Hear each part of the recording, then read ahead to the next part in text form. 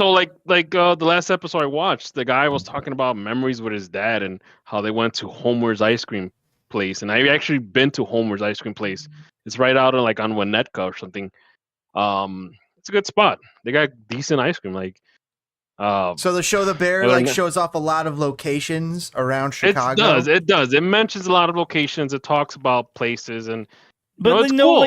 In no actual meaningful way. It's like Family Guy. Just remember this. It's just hey, we said the bean.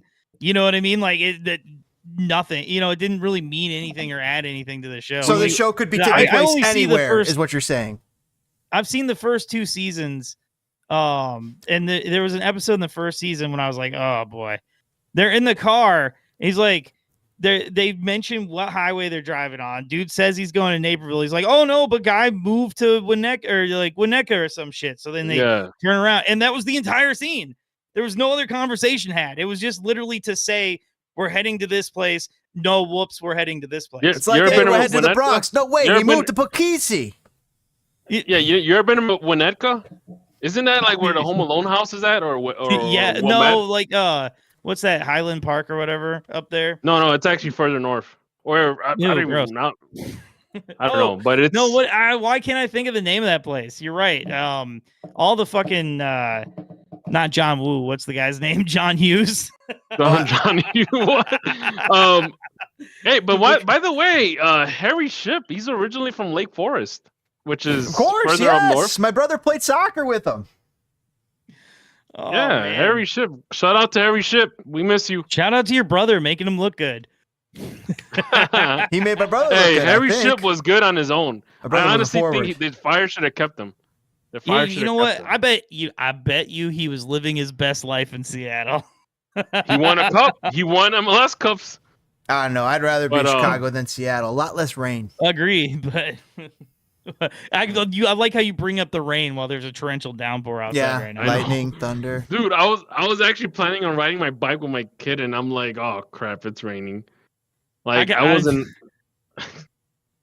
I don't know, man. I'm worried about Serena and Andrew. I saw her post that picture. Yeah, of him in the You saw that sarcastic look of happiness that man had. No, I don't blame him. Looks. That's just how that kid looks. No. I've sat through a rain game, like a game that I'm not even interested in the rain, and it's not fun. No, it's not. It's just like, oh my god. Did I tell you I convinced that kid to go to Meshuggah and Cannibal Corpse with me? Really? And, yeah. Andrew? So we went to the show. Yeah, and we went to the show together. And then he bought tickets after I told him about it to the Peeling Flesh, Shadow of Intent, and Lorna Shore show. Yeah. By the way, shout out to Andrew. Nice. All right, are we ready to start the show? Yeah.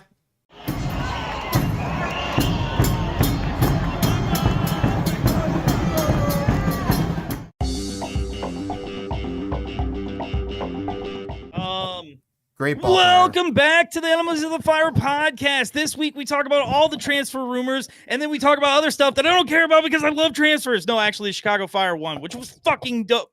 I'm gonna have to edit that, which was dope. I am FC Neo Tokyo. That is James. That is DPG. Serena is on location tonight and will not be here, unfortunately. Gentlemen, how are we? It's been a I don't want to say been a great week because of certain things that happened along the way. And by the way, those certain things are the Cubs. We lost a legend, Ryne Sandberg. Thank you for all the memories. But it's tough. The guy diagnosed with cancer, and you always hope that people pull through this and fight. And it just sucks. It's kind of cancer is a very crapshoot kind of thing, which like you said, there's no better word than it sucks. R.I.P. Ryne Sandberg. Yes. It was a joy to watch him play in the limited time that I did, being a very young child.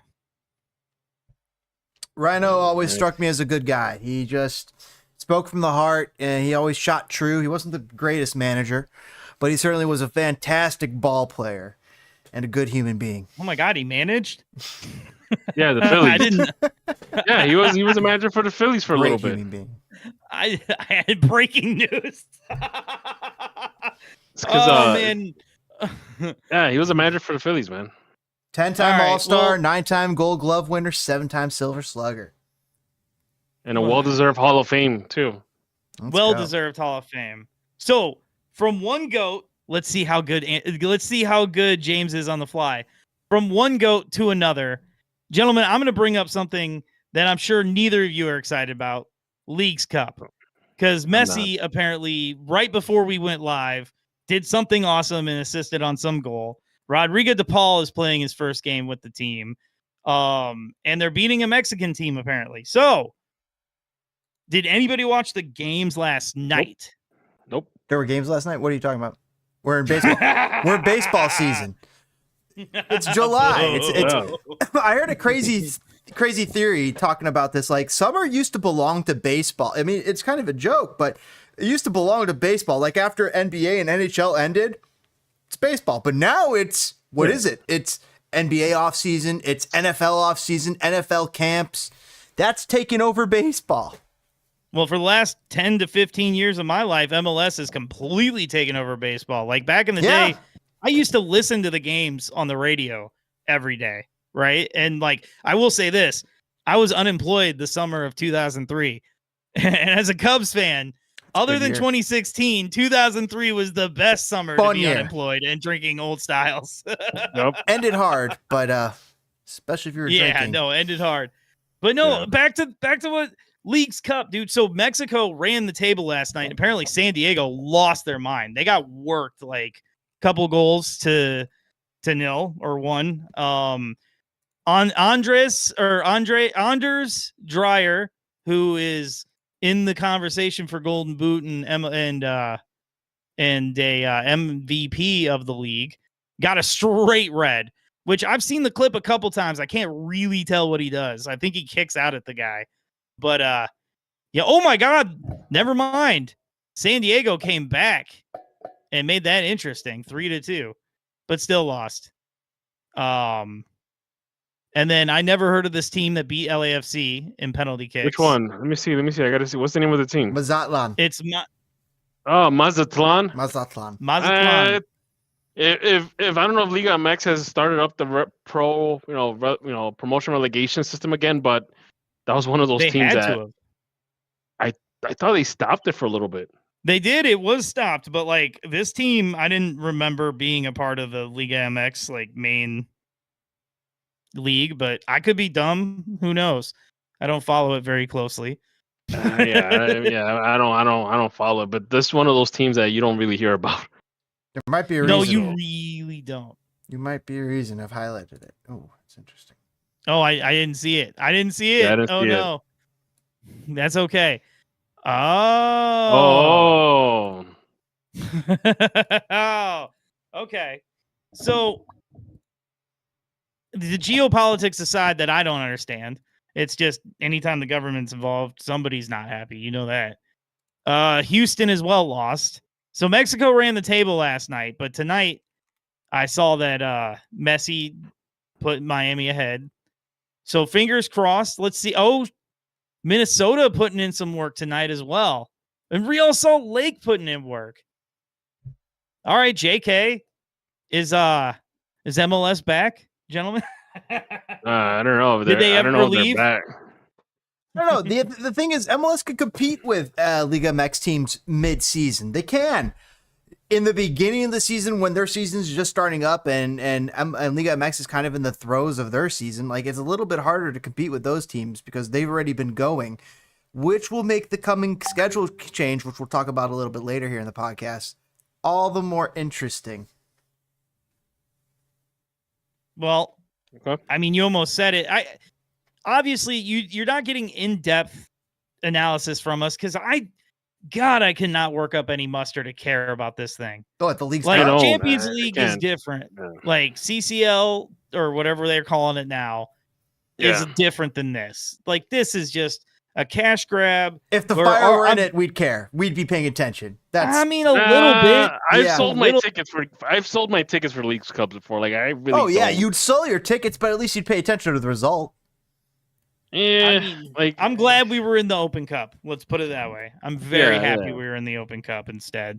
This thing stinks. And I mean, I don't know. It might be bigger when we make the schedule change. So I'm going to throw to DPG because he wanted to bring this up, and I know nothing about this. Like, the news. I just heard the stuff at All Star. So what do you know, DPG? About the schedule change? Yes, sir.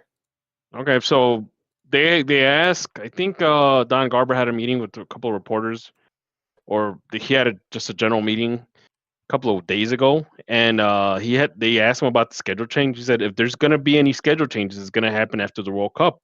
But he said it in a way that the way he talked about it was more or less that that's what they're preparing for, and he gave reasons why.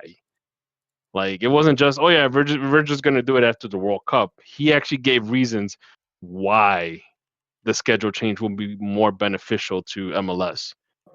But of course, he also ended it with, we just have to make sure that our sponsors are good with it, our owners are good with it, our team owners are good with it. But this is the reason why a schedule change will work, because of it aligns itself with Europe, with the European transfer windows and everything, and yeah. So, and I think that's kind of been a hot topic the past few days on different shows. And I think I'm not sure if the one I've been listening to is Eric Ronaldo's show, and I don't know if he's kind of touched on that, but but yeah, but it sounds like we might be heading towards that summer break schedule, fall to spring schedule. So I guess guys start stocking up on hand warmers and warm clothes. Yeah, James, how are you emotionally dealing with this? With what? What prospect of a changing MLS schedule? I cannot fucking wait. I don't attend the games. I only watch them.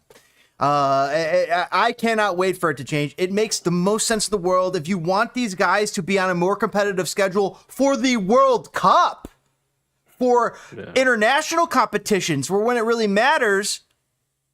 What do you mean when it really matters? They're getting paid to play in MLS. It's time to get this thing in line. It's time to get this thing in line with the rest of the world.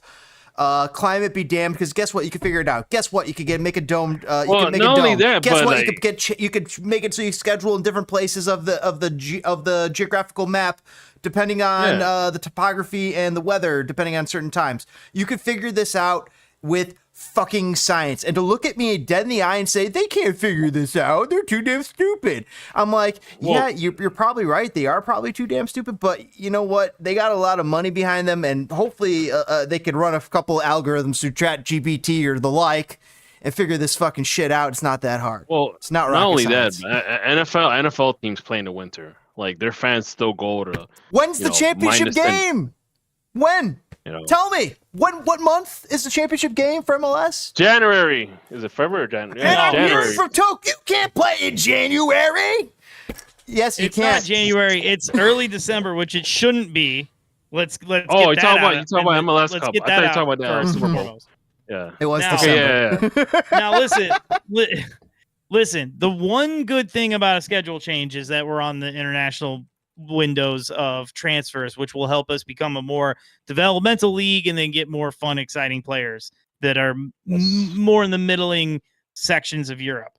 Now, what I hate about it is a person who likes to go see soccer games is I live in Chicago. Issue number one. Issue number two is you just brought it up earlier. MLB is losing market share. You could take a stranglehold on the summer eventually, because guess what? Boomers are going to die. Dog, we're about to be the old idiots no one listens to.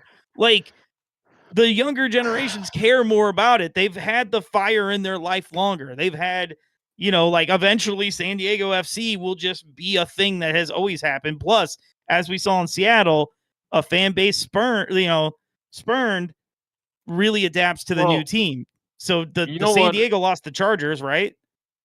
Doesn't Montreal play in a covered stadium for like the first few months of their season? Like, doesn't everybody hate it though?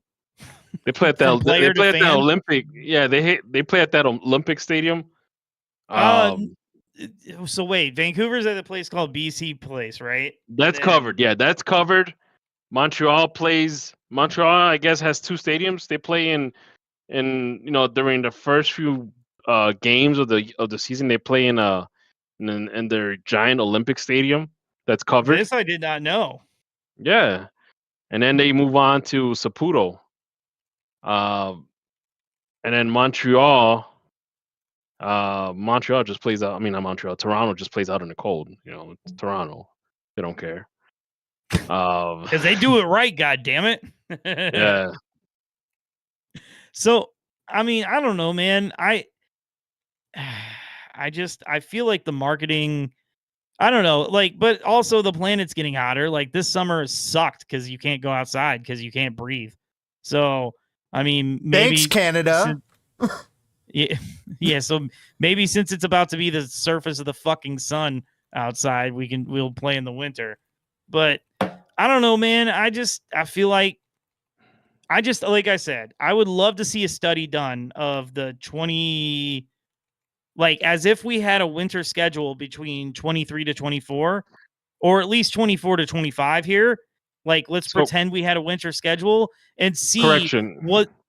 Pardon, go ahead. So Montreal had to play like the first, I don't know, 5 or 6 games away until April. Oh, because did they renovate their stadium or some shit? I don't know. It's and then they played in Saputo in April. So I gotta see what's Oh yeah, they call it San Saputo or some shit. Yeah. Oh my god, we're scraping the bottom of my brain here. Are you kidding? I got so much, guys. You want me to rapid fire? Because I think so. This schedule change, absolutely necessary, absolutely huge, going to be huge for everybody. The crazy thing is, what is USL going to do? Is USL going to pivot? Well, what is with USL's MLS? schedule now? Do we even know? They're gonna fold. That's. Ooh, I hope not. You're crazy. They're not. Like they got weird scheduling. They've got some supported clubs, man. There's that shit. Now I feel like an idiot, but there's a team in a town that you just wouldn't even think, some small ass town that's getting like 20, 30K to games, like getting 10 to 20, I should say. God, that's gonna irritate me now. It's like Ansberg or some shit. I don't remember. Something like that. From Germany? No, it's in the USL. They're getting like close to 20K a game from at least what I saw scrolling fast quickly. But yeah, dude, I don't know what USL. USL would be smart. Actually, to be fair, USL will probably be the league to switch first, and either MLS can point to that and be like, "See how big of a failure that was," or they'll move. But probably, eventually. I won't be surprised if MLS does like a Apertura Clausura schedule, like how the Liga MX does it. Yeah. Yeah, and take off all that beautiful summertime when fucking the only thing on is boring ass baseball. Anyway,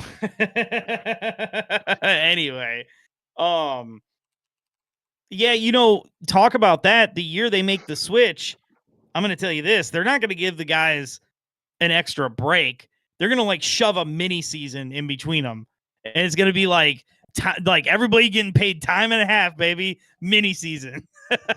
Well, I wouldn't mind the schedule change if it happens when the Fire get the new stadium in 2028.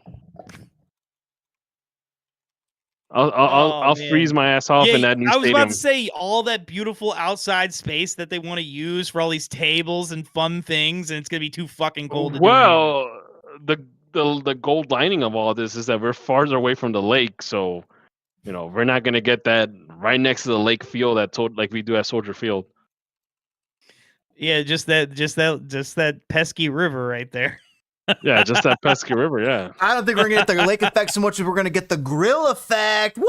Because it's gonna be on in the freaking parking lot. You can feel your fingers. You can grill it. Dude, have you seen those Bears fans? They're out there in December. They're like, yeah, bro. Them dudes be taking off their shirts. They be taking off their shirts, painting their. I mean, never understood that. I mean, I'm wearing a hoodie. It's July.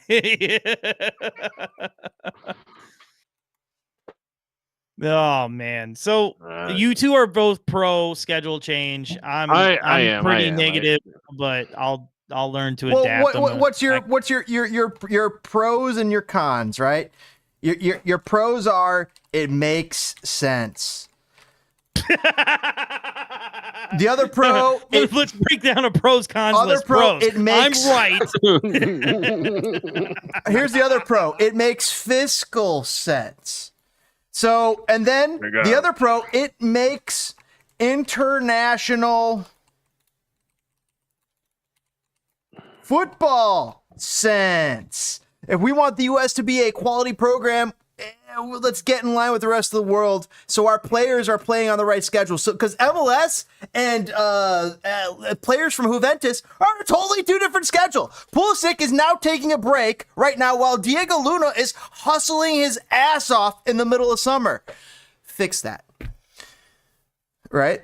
I mean, for the growth of the game, it would help. Honestly, I think it will help. Cons per toe. And what are these cons? He's got a point, bro. Because I mean, it's more benefit than is cons, man. Because the Fire can actually. That's one thing. It says he literally said one thing. Why would it make fiscal sense? No other reason than to be on the transfer window schedule. What does it mean to make sense is to be on the transfer schedule. And then the third one is be on the transfer schedule.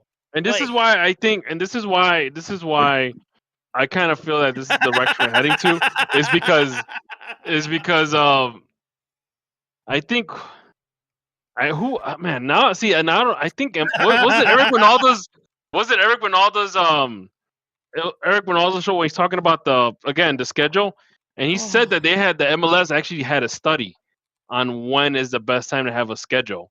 Especially when you're considering all the American sports. And they said that the best schedule will be from fall to the spring.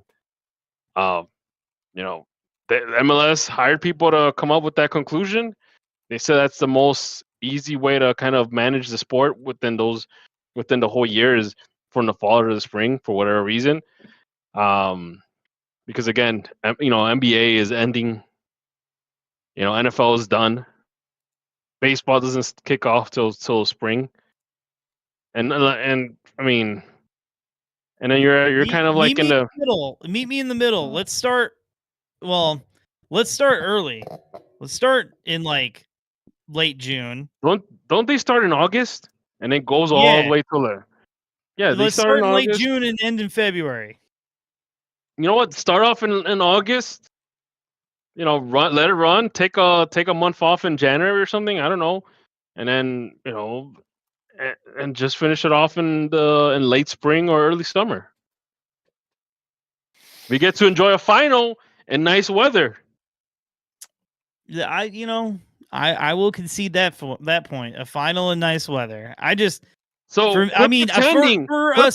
a general soccer fan who doesn't really care too much about a specific European team, it's very fun to have soccer all year. I will say that. Right? Quit pretending that you grew up like in Arizona, bro. Like, you know how cold it is. You lived through it. You've been living in the same place all your life. So don't give me that it's too cold. It's too cold. All right? I would expect this for someone that grew up like in Southern California or Arizona. Someone that hasn't, dealt with like that ice cold, wind in your face, peeling off your skin type of situation. So yeah. There's just more going on in the summer in Chicago around the game. There you go. See, James got a point. There's been times where Chicago's been colder than Alaska. Antarctica. Antarctica. The middle of nowhere, bro. The coldest place on earth. Penguin FC. And by the way, that was a little exaggeration. We were super cold, and I think we were as cold as a portion of Antarctica. Antarctica's like, there was a point there. Yeah, there was parts of Antarctica that Chicago was colder than. Yeah. Yes, that's what it was. But you're gonna run with the flashy. It's colder in Chicago than in Antarctica. Anyway, gentlemen, I think you've beaten me down enough on this one. I I've expressed my soft, bro. feelings enough. No, it's just I like to see soccer all year. So like Man, MLS you're as is soft as over, a freshly Europeans baked going loaf of on. bread, bro. All right, listen I'm gonna now. say We're that. gonna take a break and come back and talk transfers because I want to, and then I'm gonna let you two review a movie. You heard it here first. You're gonna hear the review of Happy Gilmore 2, the happening, right? I don't know. Is there a tagline to this? I don't think there is. Happy Gilmore 2. This time it's for real. And wait, what was that about dinosaurs? They're not real. I don't know what he. The Earth is 3,000 years old. All right. All right, we love you. Peace. We'll beat Hit you right the like button. Yeah, we'll catch you. Hit that like button. We'll catch you right on the other side of this break. Be right here, back on Enemies of the Fire. Whoop whoop.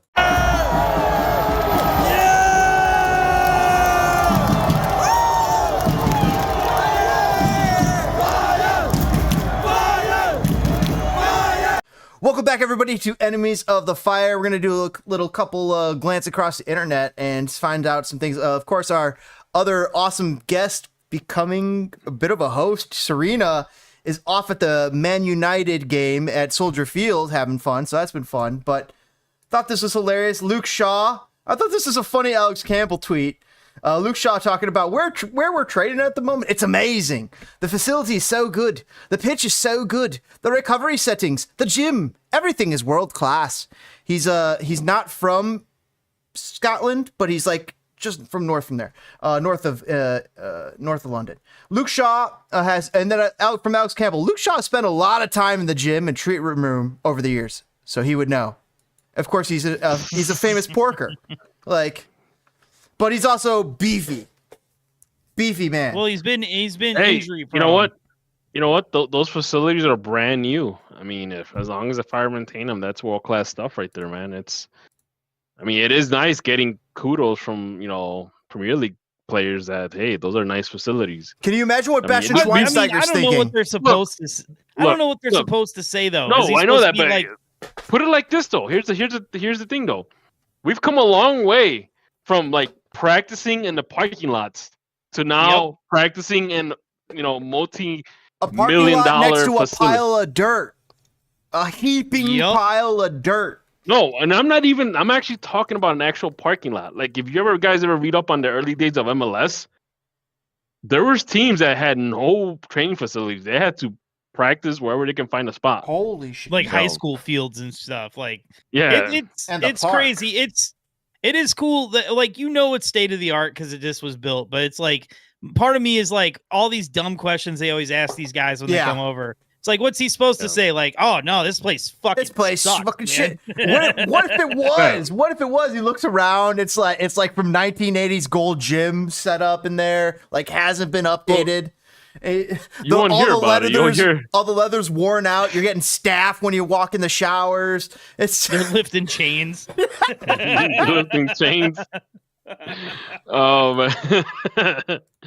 No, you hear about the bad stuff later on. Like, oh my god. Later. Yeah, later when they're gone. They'll be like, oh my god, that train facility was horrible. Speaking I have not recovered. Speaking of something I heard, and this is, I know I keep trying to get us to talk transfers, but the Thomas Mueller thing is extremely close to official going to Vancouver. I think it's a done deal. It's already a done deal. Fabrizio said. Oh, yeah, you're right. He did. Now, FC Cincinnati discovered Thomas Mueller, which congratulations for that. It's hard to pick out talent like that. But they really seem to want him. And I kind of heard that the wife didn't want to live in America. So he was pushing for the Canadian team, but also I've heard he's into horses. So they choose Alaska. It's basically Alaska where they're. But at. no, I also heard he's into horses, which I think that he would have more land for horse stuff. Has he ever? Whatever that entails. What a fucking moron! Move to the Southwest where there's no snow. Half of the year, you fucking idiot. Well, they didn't want him. He's Cincinnati like, I want to ride horses. We'll enjoy them for 4 months of the year up there. Here's the thing, though. Like he comes from Germany. They have plenty of winters in Germany. You know, it ain't like Tokyo that's like s- you know, That like just soft gave like a up. Twinkie. Yeah, you know. But like when like, here's the thing. It's up to We're him gonna what he find wants out to they have a like. tempered. One thing I want to say though, that MLS, you got to get rid of that whole discovery rights system BS, Oh, man. you Like know that's what? Look at that. Germany kind of in line with the climate. yeah. Kind of exactly the same. Kind of in line with Vancouver. Yeah. Look at There you that. Now, go. to be fair, I'm an American citizen who lives in Chicago. If you say you can live in Cincinnati or you can live in Vancouver, I'm all about it, bro. I'm going to Vancouver 900 times out of 100. Jesus, you don't want to live in Cincinnati? No, who famously has a scarf that says I'd rather That's die in Columbus. Chicago than live in Ohio? Who is that? Fuck, man. You know, not all legends wear capes. Please tell me you still have that scarf. I do. It's Excellent. tucked away in my bin of fire treasures. The bin of fire treasures. That's you I got to bring that out every time we play the Crew or Cincinnati It's or right anybody. there. It's right there on top. Like that's like the first bin on top of a bunch of other stuff. So to me to get that, I got to move everything off it. But that has autographed jerseys, giveaways, limited edition scarves. Famously, the Star Wars scarf is in there. And some other stuff. So yes, Yeah, we got to do a whole episode on collections. Like this is all I got. But you and Serena and James, I think, has some things hidden away. I do. That I think so is interesting. Now, so I actually have another thing. I have like a whole container. Well, it's actually kind of like a basket for dirty clothes, but I repurposed it as a container to hold posters. And you know, I have it right in front of me, right there. And the reason it's there and not hanging on the wall is because I think one time we were hosting an event in the basement, and I had to take everything down just to make it look presentable. Because this whole basement was covered. This whole it had basement to was look a covered little with bit more adult. yeah. This whole So- basement was covered with fire memorabilia. You know, So, James, I know you were talking about internet stuff, and I got to tell you, man, I'm slightly disappointed in myself. Oh no. I am really loving every second of what's happening to Matt Turner, and I don't dislike Matt Turner, but boy, Bro. is this funny. that man's gonna get stuck in a limbo, like in a like he's not gonna play for the whole season. It's gonna be like Reggie Cannon, just limbo. Like we have no idea what team he plays for anymore, and it's like a FIFA relegation where he can't play for any team until everything is cleared up. So here's the thing. A much smarter podcast than our own broke it down. And so obviously we all heard Leon got hit with like the "you're going down," and then they're like, "Oh, actually no, you're not" type of thing. But apparently what we didn't know was like they told him this, they got what they thought was compliant, then they started making some, not minuscule, but like normal moves. Like this Matt Turner move is not like breaking the bank. It's not like they were in financial trouble and was like, oh no, now we're going to get Neymar. So like they did a couple of these normal moves, and then all of a sudden they're like, no, sorry, dog, it still isn't good enough. We're gonna relegate you.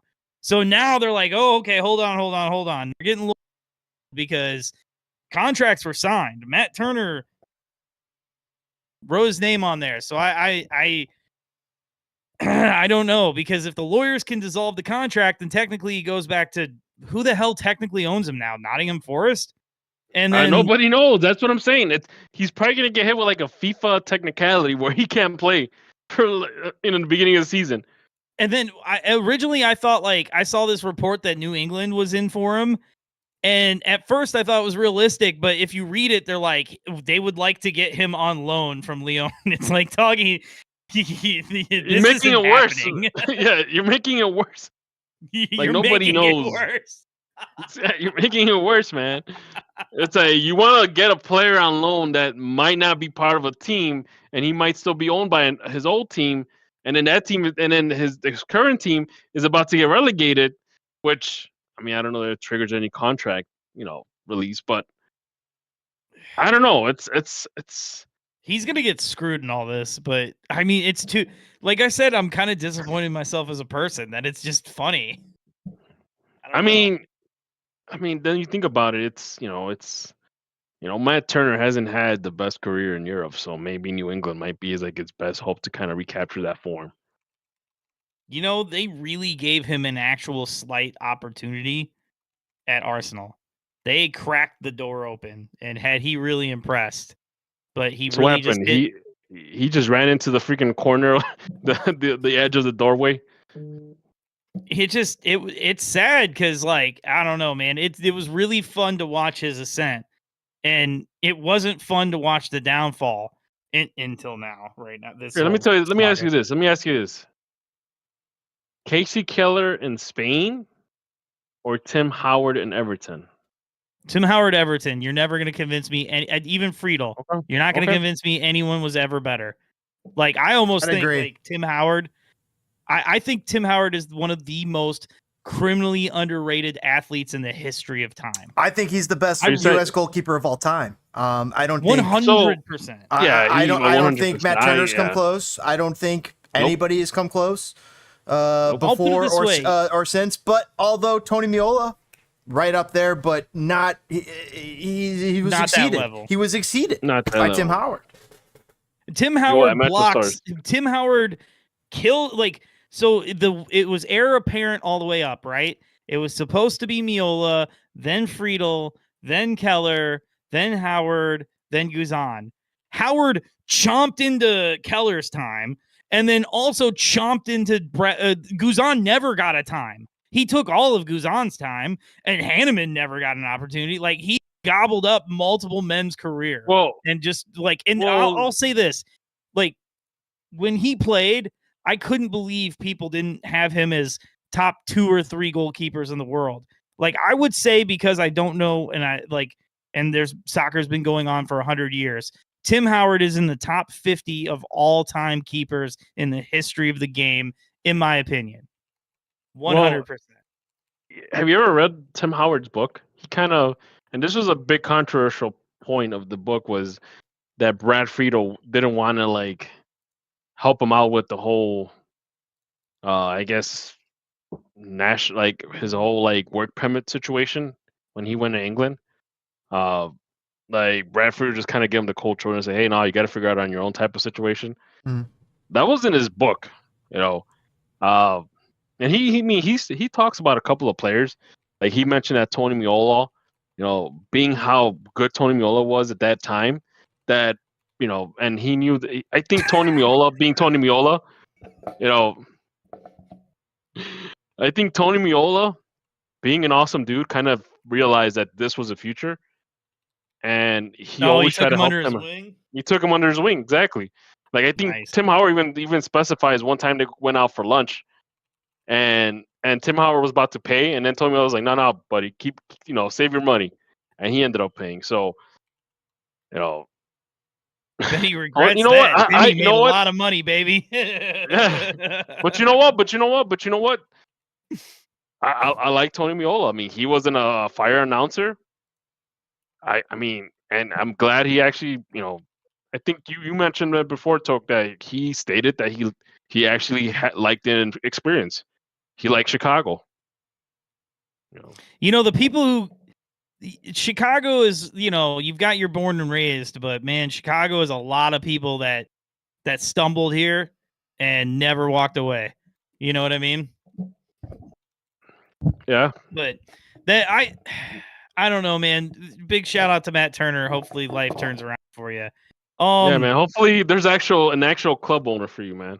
Right. So there's been like crazy stuff going on that I haven't paid enough attention to. Like, I thought Victor Osimhen already went to Turkey, but now he's going to Galatasaray, so everybody's freaking out. So I'm not sure Somebody else is. Good Oh, club. Tadic. They're talking about going to Galatasaray.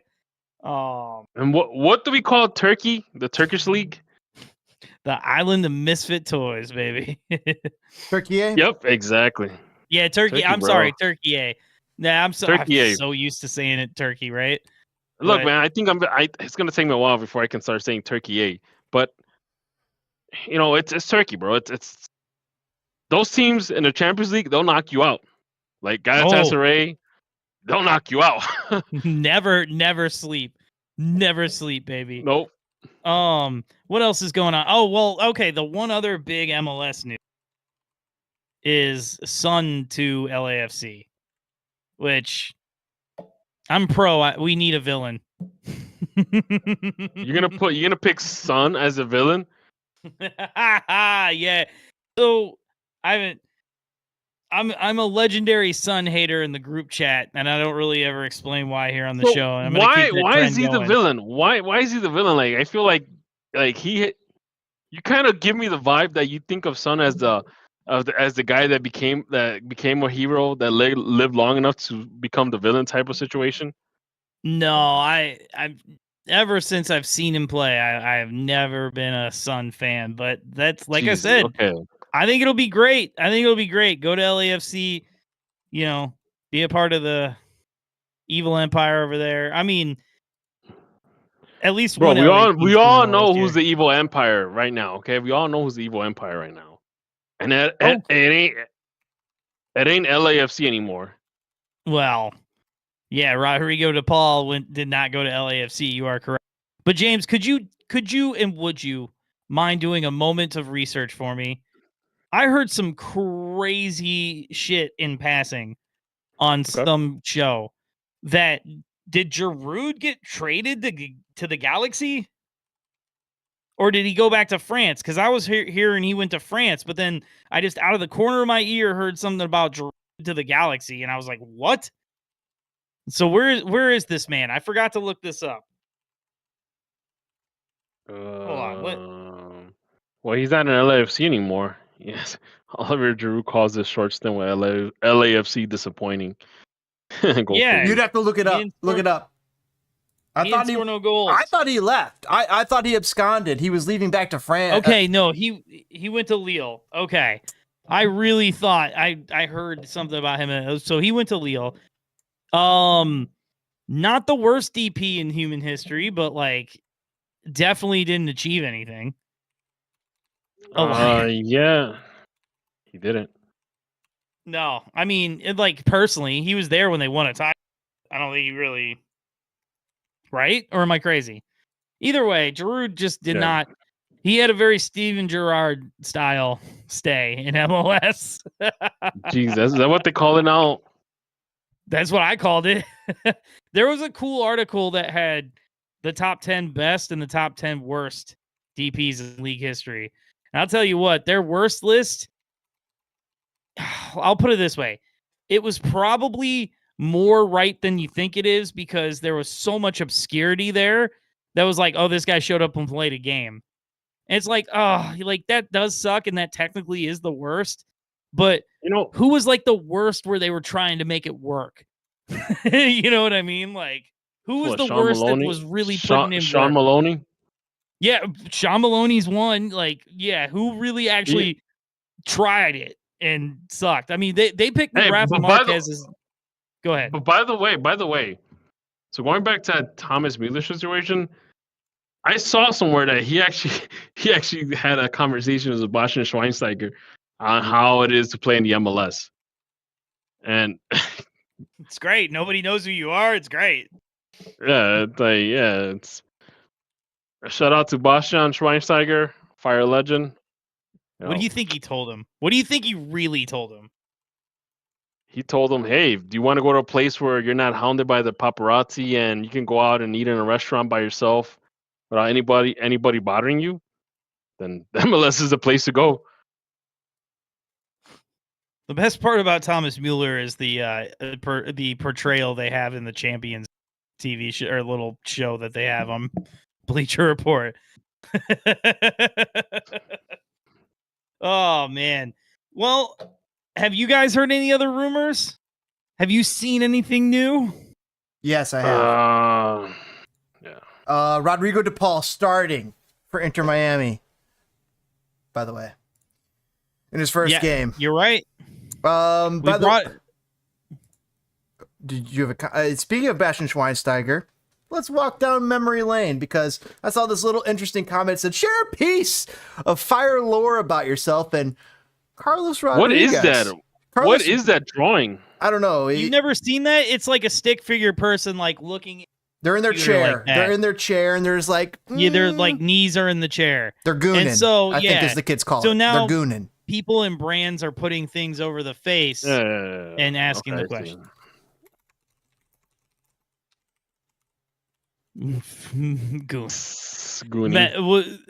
I can't wait. So hold on, bring that back up, James. We trampled you because we were explaining it to DPG. So Carlos Rodriguez, to tell the story. This is phenomenal. Oh, this is what I needed. So Carlos Rodriguez says, I handed the mic off to the reporter who asked this seminal question. I'm wondering, Bastian, you just talked about Chicago developing a good fire club, both for you first and then for the coach. I wonder, with your addition to this team, is it a fair expectation to see a clear pathway towards a World Cup competition come out of Chicago? Look at the disgust in his face. Look at the disgust in his face. That's the look of a man that says, what are you smoking type of situation. Like, look at him. Just look at the... there you go. The pause. How long of a pause, too? But you can see his face, like, kind of like, ugh. Just sits with it. Just... Like, he's like, is he drunk? I love it. Pretend that you don't speak English Does he speak as English? By the way, just English and German. German is so close, like in a linguistic form. A lot of English is based on German, so it's like. Well, don't they call it a Germanic language? Yes. Here's the thing, though. The face that Bastian Schweinsteiger had was probably the same face we all had as Fire fans when we heard that question. Like that was not the loudest I've ever groaned as a Fire fan, but pretty darn close, man. It's funny how he looked at Velko, and I think Velko speaks German, so he probably was like, I don't know what this guy is all about. Oh God! We'll continue. Hold on. He's like, did I hear? Look at Velko. He's like, wait, did you need soup? What kind of soup? Yeah. I'll bring you any kind of soup you want. Oh, hey, did you see that? But did you saw the save that Nelson Rodriguez did afterwards? Let's see. Oh, let's see if they show it. Like he's referring to.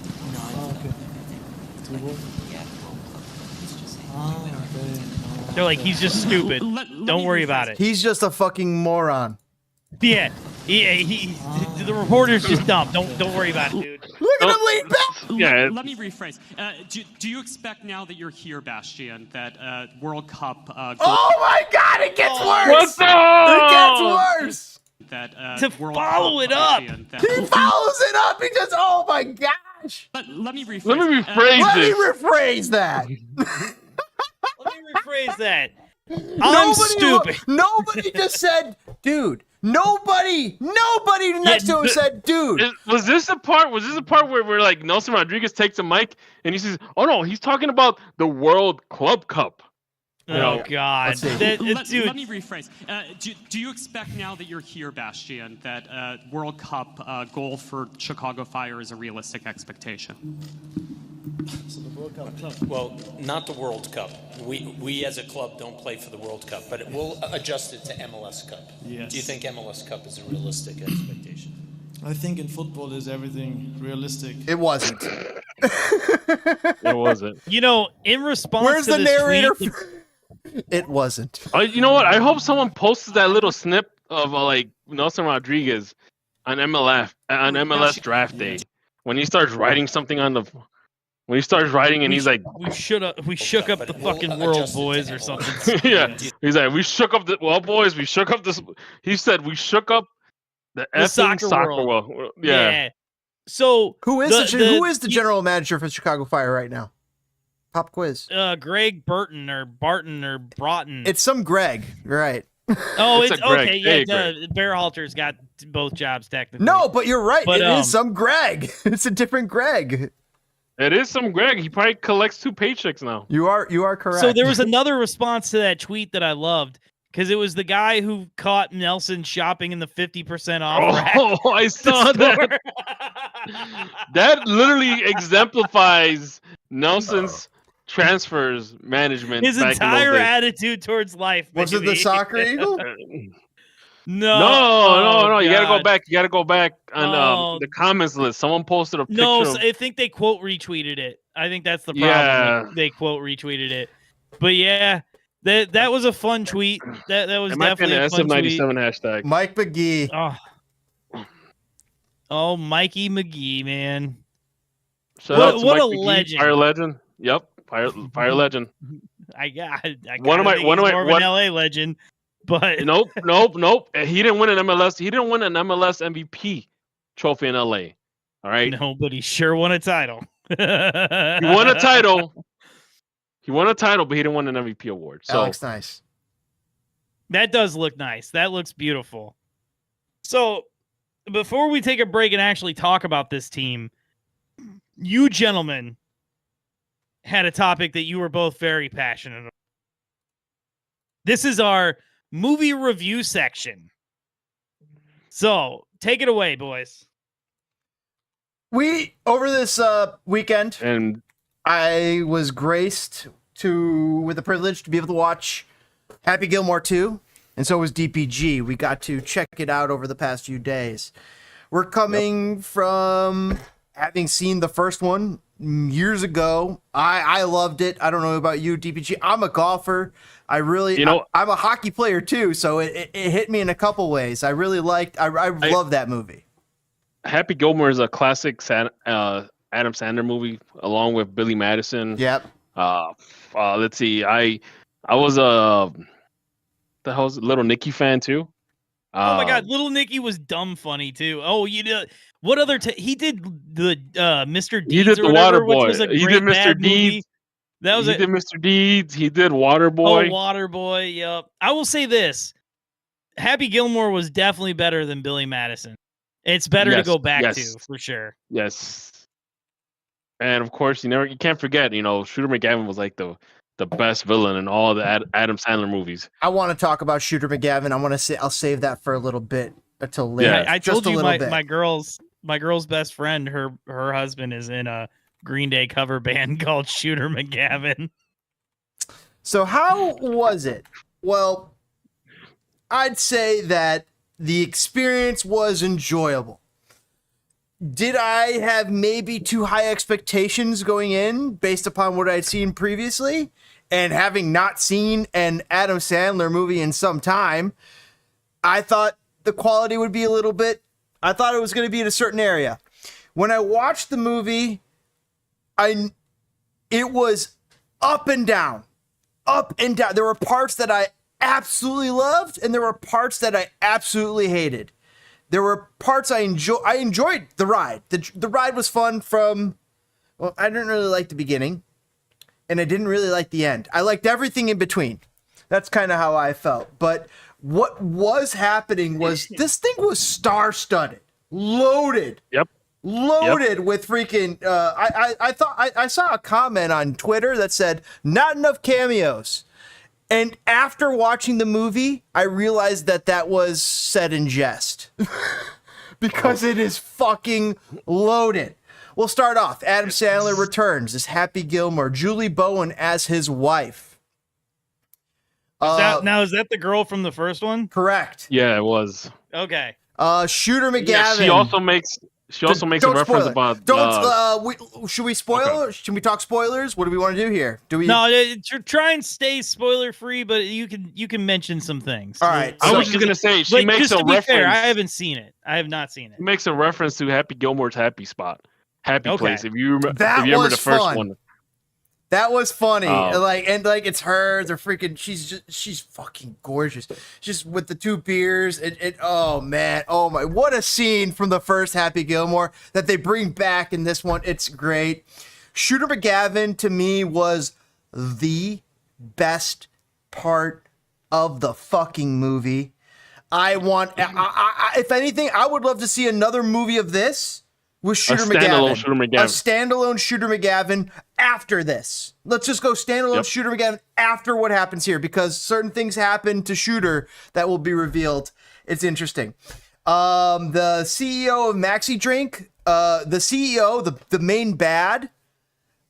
Holy shit, I don't think you could hit a guy in the face with the ugly stick harder. That guy was hard to fucking look at. Hard to fucking and keep your lunch down. That is. Holy shit. I thought I was looking at like a fucking ogre, like on like Lion Lynch from the wardrobe. I'm like, how did he wander on this set? No, he's actually a human. No, he's not a monster. He had that hot ass breath too. God. Oh yeah, he had that horrible breath. So Benny Safdie was that character. Bad Bunny, the musical artist. I didn't know that was Bad Bunny. I'm like, I thought it was Adam Sandler's son or something, because his daughters appear throughout this. Because he kind of looks like Adam Sandler. They got a similar facial structure. And then I found out, that's Bad Bunny, the musical artist. Yeah. He was fucking hilarious. Hilarious.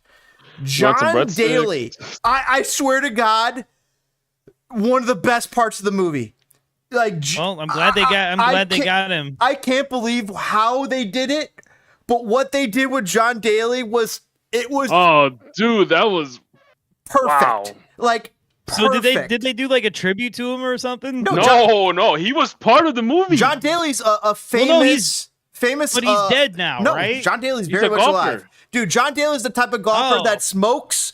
Will smoke weed or cigarettes or drink beers in the middle of winning a tournament.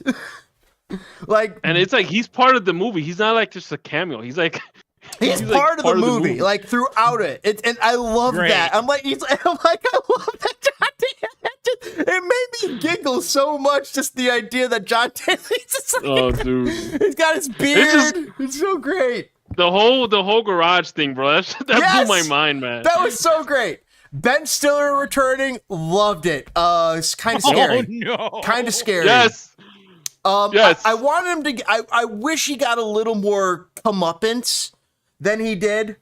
But it was awesome to see Ben Stiller in the role, returning as the guy from the air conditioning scene with Mista. Hal, what's his name? Hal L. Hal L. Yeah. And in fact, Mista lady makes a little cameo. You'll hear it. Jackie Sandler, Sadie Sandler, like I said, Adam Sandler had his family throughout this. And they were decent actresses. They were pretty damn decent. I thought they held their own. Like, it didn't take me out. What did take me out for a second there was the fact, like the one girl in the AAA meeting or the AA meeting, the Alcoholics Anonymous meeting. She looks so much like her sister that I'm like, that it just like, I got confused too. I thought that was the same person at first. And then I realized, I even told my wife, like, yeah. But it was his different daughter. Yeah. So, and then Happy had some sons. A fucking hoot. Great casting. Hoot. Dude, oof. All those four guys, they're fucking hilarious. They're like some of them. One of them, the oldest one, MJF. Yes. AEW wrestler. Yeah. If you ever see this guy and his mic skills that's in a wrestler? That's a wrestler, dude. Maxwell Jacob Freeman, he was hilarious. No, he is the most villainous guy you can get like in wrestling. Like his mic skills are like he's just a total heel. He's a total heel, bro. He was hilarious. Katowski was hilarious. All the kids were very funny. And then one of the kids was the guy. One of the kids was in what the hell is that show called? The one that's based in Chicago too, that ran for like 10 seasons. Crap, I forgot the name of it, but it had the guy from The Bear in it too. By the way, showing these names is not spoiling. In fact, it'll help you for the movie because I missed some of these cameos, and I can't wait to talk about the one I really missed. Haley, Kevin Nealon, love fucking Kevin Nealon from SNL. Just popping in there as a snipey golfer commentator. I'm a Kevin Nealon fan. Yeah. But Billy Jenkins, I just kept laughing every time I heard the name Billy Jenkins. I don't know why it made me laugh, but Haley Joel Osment as like this, as this like fat, pudgy, ridiculous golfer. Like he was nailing it. It just made me chuckle. Oh, man. It made me chuckle. There's a reason why Haley Joel Osment's like a killer golfer in this. He's a journeyman, but he had something. He did something special. Yeah, You'll check it out in the movie. Yeah. And it kind of sets things up. Lavelle Crawford, funny as Slim Peterson. I don't know if you remember him. Oh, yeah. That was supposed to be what's his face, his kid. Chubbs' son. Yeah, Chubbs' son. Lavelle was Same situation with the hand. Oh my God! There were some moments. Yes. The more I look back on it, the more I enjoy it. Yeah, about you sound more things. excited about it. But like, earlier. there were moments where I was like, "Whoa!" I'm looking at Joe. I'm like, "Ooh, I don't like this." There are definitely those moments. They only named 4 golfers here, but there's so many pro golfers. Bryson DeChambeau, Brooks Koepka, Rory McIlroy, Scotty Scheffler, and one other, Will Zalatoris. They're the five. They're the 5 biggest golfers in the thing. To the point where this is a funny thing. Let me show you Will Zalatoris. This is a pro golfer. This is Will Zalatoris. Look, Happy Gilmore, caddy, blonde. Let me look that. So the joke is, for years. Oh, that it's him. Will Zalatoris is a real pro. Will Zalatoris is a real pro. He's not this guy. This is a different guy.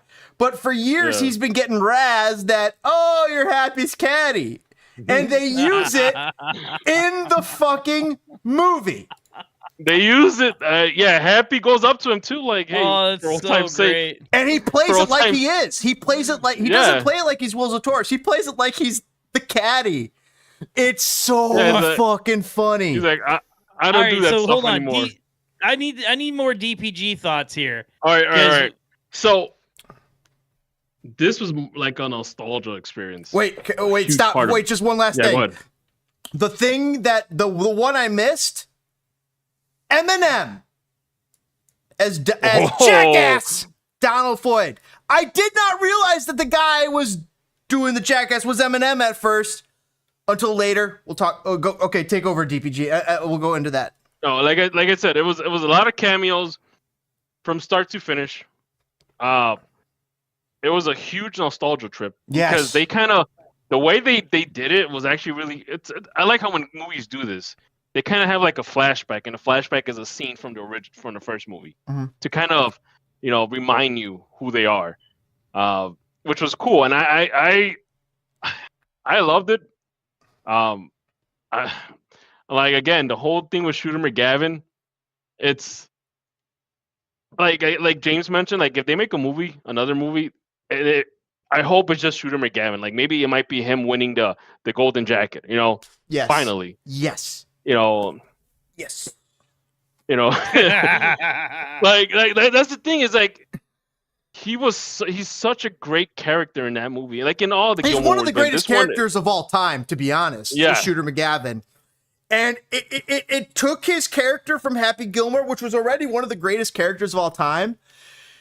And he just goes in there and he's the best fucking part of the movie. He's the best fucking part. Whenever he's in, I'm just like, oh, this is awesome. And you don't know what he's going to do. You don't know what he's going to... It's so fucking awesome. He gives you anti-hero vibes. Like, bro, like, this, like it's funny because he gets called up and he's drinking a Pepsi. Don't spoil too much, yeah. But I don't want to say it. He's like, what's going on? He's confused. I love it. Buscemi, Steve Buscemi shows up as the neighbor. I was loving that. The mailbox situation was fucking funny. They had a hot pro lady golfer in there. They had amazing top pros. They had the best pro. They had Jack Nicklaus in there. They had a what's his face too. They had a Rob Schneider. Rob Schneider. Oh my god, the Rob Schneider scene was great. Oh my gosh. The Rob Schneider scene was so great. He's in it. All of the Sandler's friends. But not everybody. That's what I was telling my wife. I was telling my wife the same thing. Like he has these guys always get, they always involve each other in each other's movies. It was so great. Travis Makes sense. Kelce, So Nick Swartzen in there for a second. Marcelo Hernandez as Oscar, Bad Bunny's cousin, was actually pretty funny. He was a silly dude. That was funny. This guy was funny. He was making me laugh. Vern Lundquist is the voice of golf, just classic, and also the voice of college football. Robert Smigel, that was one of those things where he had to remind you who he was, but John Lovitz was on there too. John Lovitz played. I was laughing for the John Lovitz. Good Lord. Yes, Becky Lynch, Reggie Bush as part of the other enemy team. It was fucking Becky Lynch, another wrestler, WWE wrestler. Boban as the son of Richard Kyle. That one was so great. So Boban plays the son of the Richard Kyle character. You remember, I'll be seeing you in the parking lot, and so they bring in Boban, and it was great. It was fucking great. The distraction. So leave hold Trevino, on. of course. Leave Trevino. Oh my God, it was just great. What would you guys rate this? Like a letter grade, or out 2 of 10, out of 10. or out of 5? 2 out of 10.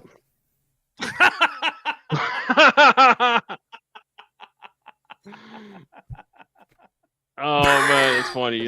So wait, after all of that excitement, you would rate it a 2 out of 10? It was funny, and after I finished, I didn't want to ever watch the movie again. It made me upset.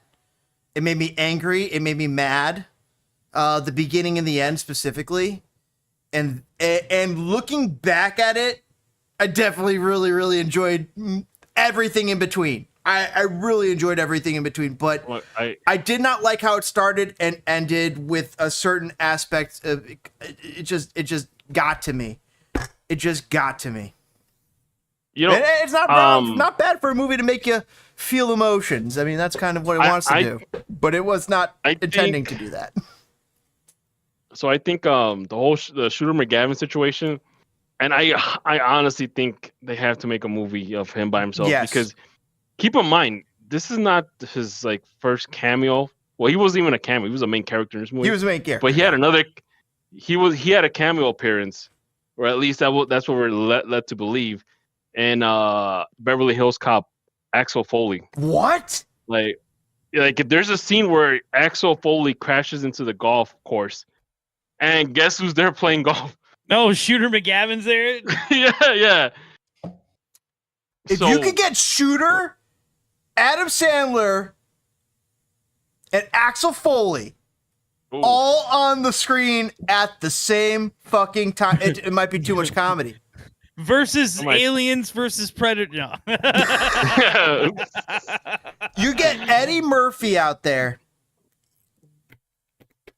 Be ridiculous. So, DPG, what's your out of 10? No Chris Rock. So again, if you grew up in the 90s and you're very familiar with Adam Sandler movies, you're gonna love this. If you're an Adam Sandler, again, if you grew up in the 90s, again, I'm gonna do 2 different ratings. If you grew up in the 90s and you enjoyed Adam Sandler's movies from back in the day, Billy Madison, Happy Gilmore, Little Nicky, Mr. Deeds, and all that, you'll probably rate this higher. I would say at least maybe a 5 or a 6. I mean, it's not going to win any Oscars or anything like that, but it's a nice nostalgic trip. But if you're not someone that's familiar with, with Adam Sandler stuff from the 90s or early 2000s, you might rate it as maybe a 2 or 3. Interesting. You guys sounded way more excited about this than your grades. Okay, but that's because the movie was up and down. They also had Chris Farley's brother. Yes, I remember that too. Yeah, the guy in the back. Again, these are guys that show up in each other's movies. I remember Chris Farley's brother showing up in Joe Dirt. And I guess in that scene with Joe Dirt is phenomenal. That's such a great movie. That's a great call out. It is. I would rate this movie as absolutely must watch. once. If you are a Gilmore fan, if you are a golf fan, if you are a fan of Adam Sandler comedies, and if you're a fan of comedies, and if you're a fan of cameo comedies. This is one of the best cameo comedies of all times. I got the way the casting was absolutely stupendous from everywhere. The casting was better than the story. Interesting. The casting was better than the story. Honestly, like it really was. Bad Bunny and the roles, the characters were better than the story. You forgot another cameo. They were the better Travis than Kelce. the story.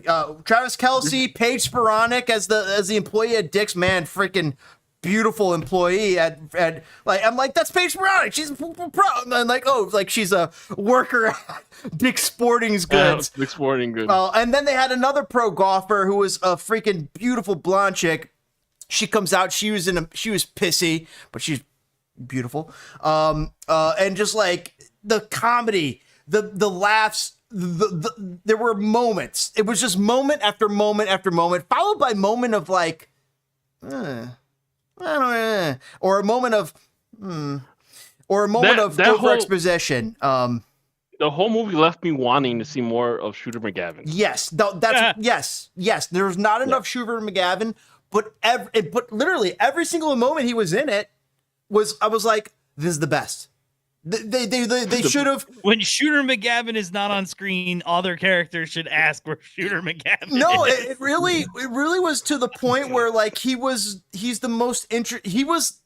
really the antagonist of the movie. He was really almost the main character. Happy became the main character at a certain point, but Shooter started off as the main character. It's kind of kicked off the movie. Interesting. With the story. All right, well, I'll tell you guys this. You've convinced me. I'm going to actually watch this. It's worth watching. Absolute must watch. Yeah, watch it, Token. Man, tell us about it next week. And don't forget Eminem is that jackass guy, because knowing it's Eminem makes it a lot funnier. I'll just show you a little scene from the movie here. Just not the whole clip. Yeah. Let's just make sure we're never monetized. Are you kidding me right now? You just cost me the whole, dude. It's so much funnier now knowing this is when I watch this guy. I'm like, when I first watched this, I'm like, who is this guy? I did not recognize that as Eminem. You jackass. But it sounds just like him. Are you kidding me right now? You just cost me the whole. Oh, dude, there's one thing that kind of cracked me up too, when he's playing against his old caddy. Yeah. And he's trying to hit the ball in the tall grass, and he hits the ball, and he hits a freaking snake and lands on it. Oh my god! Like he's swinging, and it might have to watch the movie again. And the guy's all swinging like a. Yeah, you gotta watch it, man. We gotta watch the movie. Man, I wish my father was here to see this. Yeah, jackass. I wish my dad was here to see this. Unfortunately, he's in the great sizzler in the sky. You know what? I'll leave it at that. You don't even know that's Eminem. Like, it's actually pretty damn good acting. I don't miss that. There's no accent. Oh, I don't want to spoil it. So yeah, everybody go check out Happy Gilmore. It is fucking funny. You will enjoy it. You will enjoy your time. At the end of it, you'll be like, I'm glad I made it to the end. All right, well, check out Happy Gilmore. And James, what should they do with that like button? Because we need to take a break. Because we need to talk about the Chicago Fire. It's a must. Kick that like button. Like it owes you money. Be right back here on Enemies of the Fire. EOTF out.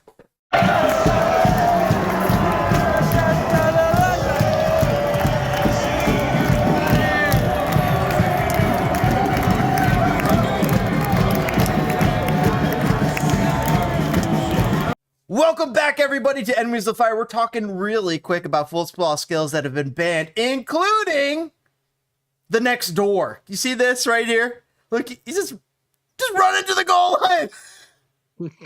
Like he's an X-Wing. Up to the point they fire you. On the freaking Death Star run. I'm just going to put it in the home. Use the Force, Luke. I I don't see why that's illegal. Why If is you the can pull down it ground off, more header power illegal? to you. Oh yeah, because you get kicked in the fucking head, mate. Wait, Good. rainbow flicks illegal? Why? Because they cause fights. Because that's the most disrespectful thing you can do to another soccer player. This trophy, this is important to us. It's great. Sorry, that's a skill. That is sick to be able to do. I could do it. That is sick. The seal dribble? What the? I don't see why that's an issue. Why is that an issue? He just clubs him. It's a Brazilian. The Paradina penalty kick. Neymar was the reason FIFA changed this penalty kick rule. Look at that. Look at the tap dancing. Let me see. Look at the tap dancing.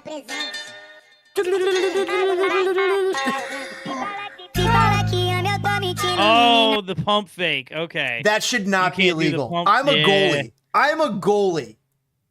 And this should not be illegal. But it also should be legal for me to run out of the fucking goal and slam that ball right into his nuts if I wanted to. Like if he's Well, gonna do a tiptoe, I should be able to sprint out of my goal. I agree. Well, remember Blanco used to run up like from 2 blocks away before kicking the ball. Oh, remember Donovan used to sit there for 5 minutes thinking about it? Yep. He used to sit on his knees and think about life for 5 minutes, play with the grass a little bit, and then This is legal. shoot a shot. This is bullshit. This should be absolutely illegal. It is. You're showing us in a thread of things that are illegal. It's illegal. It's illegal now. They changed this rule. I think this should be legal, but I also think that the you're goalkeepers crazy. should have the No, ability to that's- rush off their line. It's already too easy to score a penalty. What? What? What just happened? What did I miss? Rankin doesn't look too happy about the position of the wall.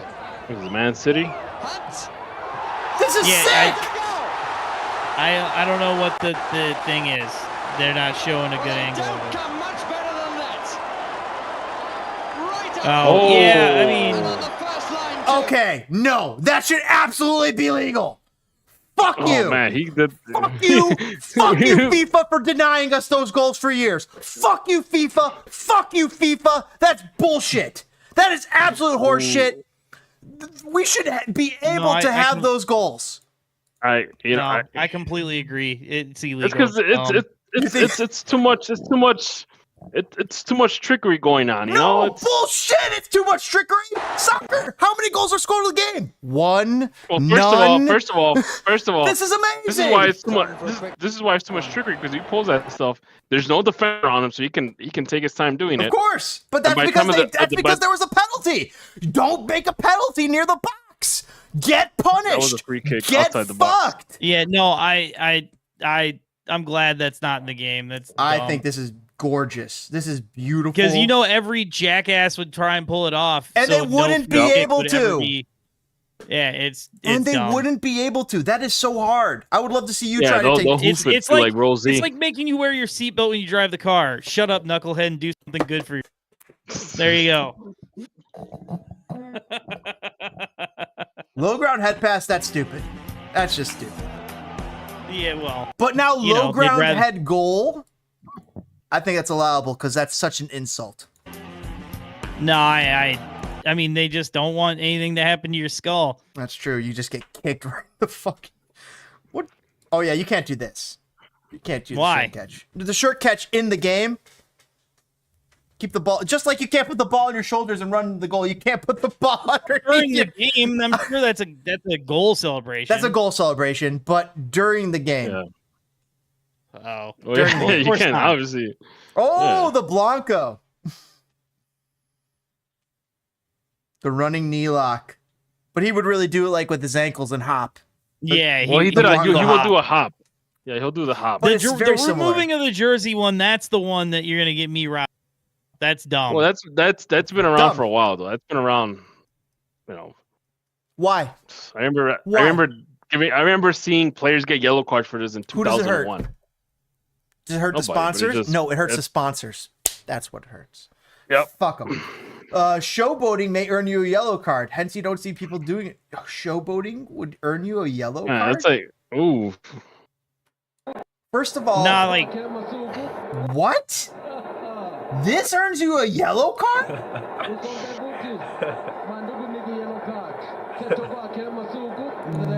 Gotta keep What? it professional, I guess. They're the no fun league. But who's gonna call that? FIFA is the no fun league. You know, nobody's gonna pull that off in MLS because they're just gonna run into with a Yeah, somebody will two-footed sliding the tackle. steel Break their elbow leg. of Elliott. Boom. They're just Well, that's gonna how crash you into handle you. that. That's how you handle that situation. Like that dude wants to do that. He leaves the stadium with one less tooth.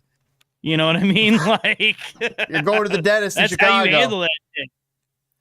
The 10 Oh, best and 10 worst designated players in MLS history. The best. Oh, I don't think Clint do not want to Dempsey. talk about the one thing this show is about, do you? Dude, Clint Dempsey. 31 years old. We know the What career absolutely that he's had at massive Atletico. overspend. $6 million. For what? yeah. I remember Eric Ronaldo complained about that. For Like, what? He should not come to Seattle. What did you get? What do you mean for what? You know what we got from Clint Dempsey coming to Seattle? We got not making a fucking World Cup. Who's we? That's what. That's Like, exactly what we That got. is exactly. This was the that best is thing for Clint exactly- Dempsey's. This was the best thing for Clint Dempsey's career. He had a great time in Seattle. It's the It was reason good. why we didn't end up in the World Cup. Clint Dempsey. Clint Dempsey is not the Bradley, reason they didn't go to the World Cup. They tried to bring back Bradley. They brought back everybody Bruce to Arena Toronto is the reason they FC. didn't go to the World And Cup. what They brought happened? Bradley. They brought didn't back make the World Cup. Altidore. Yep, they brought Altidore. They brought them all back. And what happened? Who else was available? What other team And were you going to Pulisic was build on at that point? team, and they couldn't make the Well, World yeah. Cup. So what team would you have built? What other players are you putting on the field? Oh, I'm just saying you're not bringing Clint Dempsey back. That's crazy. Come on, man. Freaking, you have Bruce Arena calling up Eddie Pope in Eddie 2019. Zlatan, absolutely. Landon, I would put Zlatan at near the top of the list. That's a joke. Landon Donovan, it's amazing, but Zlatan didn't, dude. LA achieved zero. Was I would put Zlatan and Landon Donovan near the top of this list. Not Joseph. not when you see the rest of it. Not Joseph Martinez. Nope. No That thanks. was a meteoric shift when No he went thanks. to Atlanta. Pass. Hard pass. Diego Valeri. Thierry Henry, Diego Valeri became Mr. Portland. Like I think he's still fucking there. Also, I'd rather take Joseph Martinez and Diego Valeri. Also, pass. I'll take Thierry Henry. I'll take Landon Donovan. I'll take Zlatan Ibrahimovic. I will take Clint Dempsey in my team. I just don't see it as the best signing.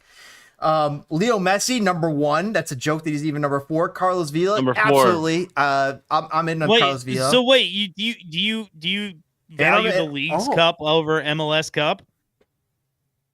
No. No. And I like Giovinco and I like Keane. I like that. Oh, Jovico was amazing. Because the 3 people ahead of Messi provided MLS Cups to their teams. No, that's garbage. But it's garbage. They had the audacity, Toke, to write the 10 best and 10 worst designated players in history, and then they had the audacity to list Leo Messi as number 4. They're fucking morons, all right? They're fucking morons. This isn't the best career these people have ever had. This is the best signings in MLS. No, that's not what it says. It says the 10 best designated players in MLS history. Correct. The 10 worst designated as a players. designated player, Messi is number 1 designated player in history. And by the way, number 2 is not even listed on here. Where the fuck is David Beckham, which paved the way for Leo Messi? He's not the best. Yes, he is. He's not anywhere near. Yes, he is. Sebastian Giovinco gave Toronto way more than Messi has given Miami so far, and way more than any of these. He was an people. impactful. He was an impactful DP. I'm not saying that they gave the accolades. I'm talking about the best. David Beckham was is an Leo impactful. Messi. The next best, David Beckham. The next best, hold on. Everybody else. David Beckham was impactful off the field. Absolutely. Right? He didn't do what freaking Jovinko did to Toronto. Jovinko literally lifted that club from like obscurity to like MLS contenders for like 5 years. True. You know, David Beckham never won an MLS Cup with LA. So, and of course, Leo Messi is Wait a like second. carrying. Didn't he win with Landon Donovan and Mike McGee? No. Yeah, I mean Beckham did win, but it was more for Donovan and Keane, and Beckham was not doing the heavy lifting. Donovan, McGee, and Beckham won a championship. There was a picture at the White House. No, of course they did. Beckham won 2, right? And then he left. Now I gotta look this up, bro. No, I mean he might have just won the one. Is the only reason that MLS is still on the fucking map. I mean, you're not lying. I mean, if David Beckham doesn't come, this podcast doesn't exist. David Beckham doesn't come, is it Ronaldinho? Is it somebody else? I don't think so, but it would. Ronaldinho. You don't think so, but we know Ronaldinho will show up for a lot of things. He'll try and get into countries with passports you don't even need. Hasn't shown up yet, though. Hasn't shown up yet. So LA Galaxy won the MLS Cup in 2005. And they didn't win anything until 2011. Yeah, 11. They won 11 and 12, didn't they? Or they win 11? Yeah, they won 11 and 12. Yeah, you know what? Let me check when David Beckham played for. David Beckham returned to the Galaxy and won the MLS Cup in 2011 and 2012. Oh yeah, he was there with them. Yep, he was in AC Milan. Okay. Yeah, I mean that's when he was bouncing back and forth and being hurt and shit. He's not the most impactful designated player. That list is close. Is pretty goddamn close, in my opinion. Messi. Who's number one? Robbie Keane. Absolutely. That one I wouldn't. I would have put Jovinko ahead of Keane for sure. Yeah. I would put Jovinko ahead of Keane, but I would have Leo Messi and then David Beckham number 1, number 2. Nah, Vela was more important to LAFC than any of those guys. I like Vela too. Yes, Vela was absolutely important. Where are the 10 more worst? Important than Valeri, more important than Thierry Henry was ever to New York. Sorry, Thierry Henry was a great player, just never really important to MLS.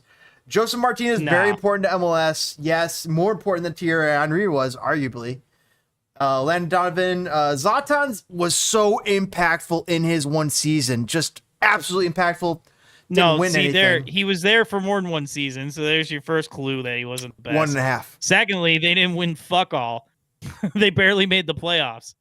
That's true. He had a couple highlight goals, but that was about it. Now, who's the worst? Go down to the worst. I can't wait. Mean stuff. Yeah, see, this is what I'm talking about. These guys who didn't even play, but 100 minutes. You know what I mean? Yeah, because Mista didn't play that long, and I remember the Nielsen thing. The Nielsen. Who the hell is Frank Rost? Yeah, exactly. Right. Nery Castillo was an absolutely failure. Nery Castillo should have been the creme de la creme of designated player signings. He was a Mexico international, and with phenomenal skill and goal scoring ability, and had proven himself in Europe. Best of all, he was only 26. So the Chicago Fire thought they had gotten a prime age superstar who would ignite the city's Mexican population and stamp their place locally, as well as in MLS. That's why they paid an eye-opening $2 million huevos just on the initial loan fee.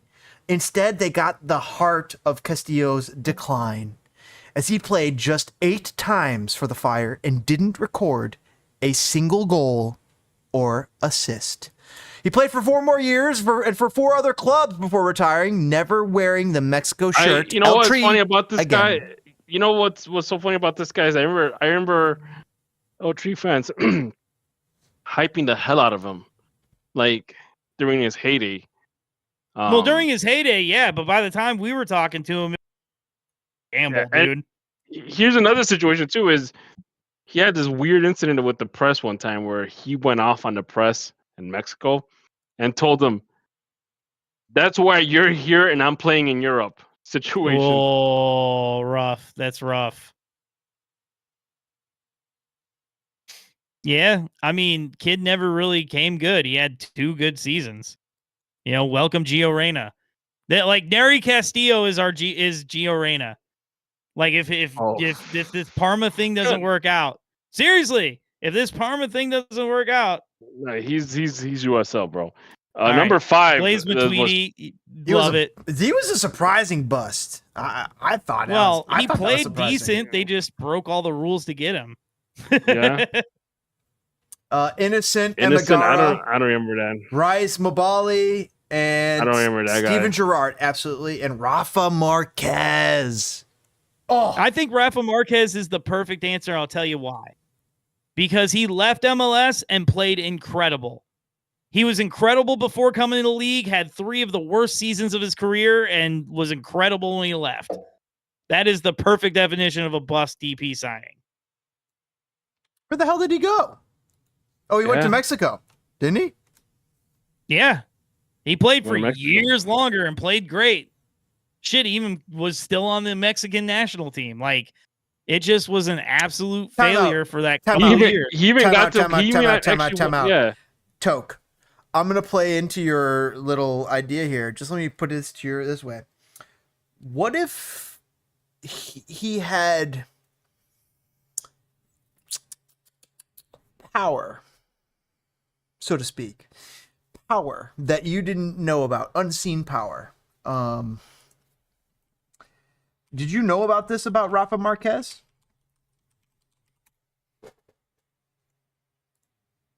Did you know about this? No. No. Did you not hear about this? I heard about this, and I was like, dude. There was some stuff going on when he was in New York and stuff like that, and oh sure, and then he leaves and he starts playing better. And where? Oh, in Mexico. Oh, really? I don't want to get into it too deeply. Well, I mean, he also went to Italy for a little bit too. But where Hellas Verona. Oh, really? You know what's prominent in Italy? Ballroom dancing. Pizza. Honestly, I think that the worst list, there needs to be different names on the worst list. But I was pretty impressed with their best list, and definitely Rafa Marquez is my pick for worst DP. Yes, that's a good shout. Dusan Tadic potentially coming. I love Dusan Tadic. I'd love him to come to MLS. Oh my goodness. Johnny Cardoso, Toke's boy, getting mentioned as he is officially presented. We talked all about this when you were gone. We were all about Johnny Cardoso when you were gone. Listen to this nerd talk about Messi, and maybe he's right. Do not understand the argument. Messi has changed American soccer. No one was watching MLS before, and now Messi. Guess what? There's less people watching MLS now. True. You know why? Because it's on fucking Apple TV. And you know why? Because Messi gets a large chunk of that. Not true. Less viewers on average per match watching now in MLS than there were in the previous ABC and ESPN deal. He literally gets a chunk of all of the TV money. He does. He gets a chunk of the ticket sales. He probably owns. He does not own half. Miami. He does not own half of Inter Miami. I'm sorry, that's not true. At this point, what has he done for American soccer? What has Messi done? What the fuck is he supposed to do? What do we care he what sold he does? Tickets, right? That's all he's done. He's done what he's supposed to do. He is our generation's version of Pele. What Pele did for the NASL. No, we don't need that shit anymore. Like, everybody's freaking out. Nobody watching it. Dude, there's enough people who go to the games and watch this shit to sustain it the way it is until fucking better players continue to develop and continue to come in and they continue to spend more money. And then guess what? It don't matter where the fucking games are. People will go. As a season ticket holder for a very long time, I've seen this club, particularly Chicago Fire, go from like almost like a semi-professional setup to like now we're talking about world-class training facilities. And now we're going to have our own stadium privately financed by our owner. So Messi just adds on to that. I wouldn't say he's been like the driving factor of it. But he adds on to that. When he's gone, that's it. If we played nothing but USL teams, I'd still go, but it would be less fun to watch than all these stars like the Bentekes and the Messis and the whatever. But it's not what's driving me to the game. I watched Yeah. MLS when fucking Logan Paws was supposedly exciting to watch. And like, you know Michael what I'm saying? Harrington was a starter. You keep So, like- forgetting. I remember watching MLS when the Fire were playing Cardinal Stadium, and you had Orlando Perez playing with a freaking headband. Oh, dude, it's been like the game is growing slowly, and either the one of two things will happen. You take all the governors off, and immediately we're one of the top 5 leagues because the owners are buying all the expensive players. Not unless you Or get us the it Champions just- League somehow. Get a Champions League or- berth? Maybe. Well, like Club I'm World talking Cup, I UEFA. guess. No, I'm talking UEFA. No, I know, but who cares about the Champions League anymore? It's all Club World Cup now, right? Yeah, it is. Yeah. Like, honestly, I don't know, man. It just what do you want? Like, it's we don't. Here's the problem: we don't need to grow the game anymore. The game exists here. We need to get people who love Celtic and love Aston Villa and love Bortman here in fucking Chicago for some reason, and get them to have the Fire be their second team. Dude, you already know my philosophy behind all of that. Like my own. I know, but I'm saying like 2 cents. Like I completely agree. I don't get why anybody will like try to support a European club that's 1,000 miles away across an ocean. You might get to see it a few times in your lifetime, unless you move over there. Man United. And then yeah. you move over there and you live there. You might get to see it maybe once a year, versus supporting your local MLS club when you can see it all year round, multiple times during the year. You get to support something that's a lot of the original MLS clubs were built from the ground up organically. I mean, I can't say the same now because now you have $500 million club expansion fees. But you think about the original MLS clubs from back in the late 90s, even like the Toronto FCs and and up until I would say up until Toronto FC came up, that's like an actual organically built club. Now it's just from the near like destruction of league in 2002 to when Toronto came into the league. It was puttering along, and then we saw nothing but huge increases in what I would argue is more important than the TV numbers, but the stands, man.